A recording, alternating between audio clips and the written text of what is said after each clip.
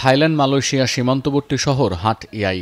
গেল শুক্রবার একদিনে থাইল্যান্ডের দক্ষিণাঞ্চলীয় ওই শহরে যে পরিমাণ বৃষ্টিপাত রেকর্ড করা হয়েছে তা গেল ৩০০ বছরের মধ্যে সর্বোচ্চ। এর কিছুটা আভাস পাওয়া যাচ্ছে রয়টার্সের ড্রোন ফুটেজে। রাতারাতি তলিয়ে গেছে দেশটির অন্তত ১০টি প্রদেশ। পানিতে ডুবে বা বিদ্যুৎস্পৃষ্ট হয়ে প্রাণ গেছে বেশ কয়েকজনের। এই দুর্যোগে এক সপ্তাহের ব্যবধানে চরম সংকটে পড়েছেন অন্তত ৭ লাখ মানুষ। সবচেয়ে ঝুঁকিপূর্ণ অবস্থায় দেশের দক্ষিণ প্রান্ত। ২০২৪-এর নভেম্বরের শেষ সপ্তাহে এই একই এলাকায় দেখা দেয় তীব্র বন্যা। সেবার কয়েক লাখ মানুষের পুনর্বাসনের ব্যবস্থা করতে হিমশিম খেতে হয়েছে থাই প্রশাসনকে।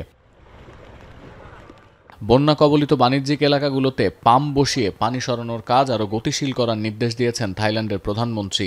শহরের উপকণ্ঠে যেখানে বন্যার পানি এখনও পৌঁছায়নি সেখানকার সড়কে বাস ও ট্রাকের লম্বা লাইন। পরিবহন ব্যবস্থা বিপর্যস্ত হয়ে পড়েছে বেশিরভাগ অঞ্চলেই। দুর্গতদের উদ্ধারে অতিরিক্ত নৌকা, সরঞ্জাম ও গাড়ির ব্যবস্থা করেছে থাই দুর্যোগ ব্যবস্থাপনা দপ্তর। বিপাকে পড়েছেন থাইল্যান্ডে ঘুরতে আসা পর্যটকরা।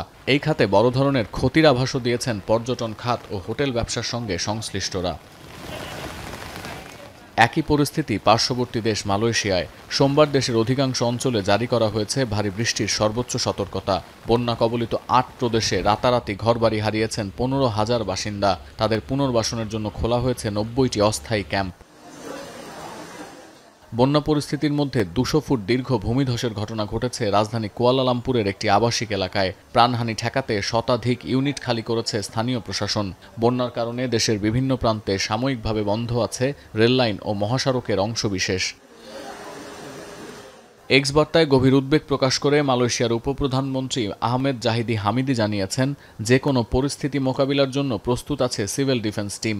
উদ্ধার অভিযানে নামানো হয়েছে ট্রাক, ৪ চাকার ছোট বড় গাড়ি ও নৌকাসহ শতাধিক যানবাহন।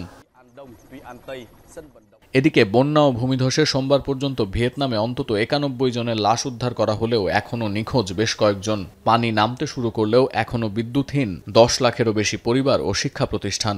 সাম্প্রতিক এই দুর্যোগে দেশটিতে আর্থিক ক্ষতির পরিমাণ প্রায় $৫০ কোটি।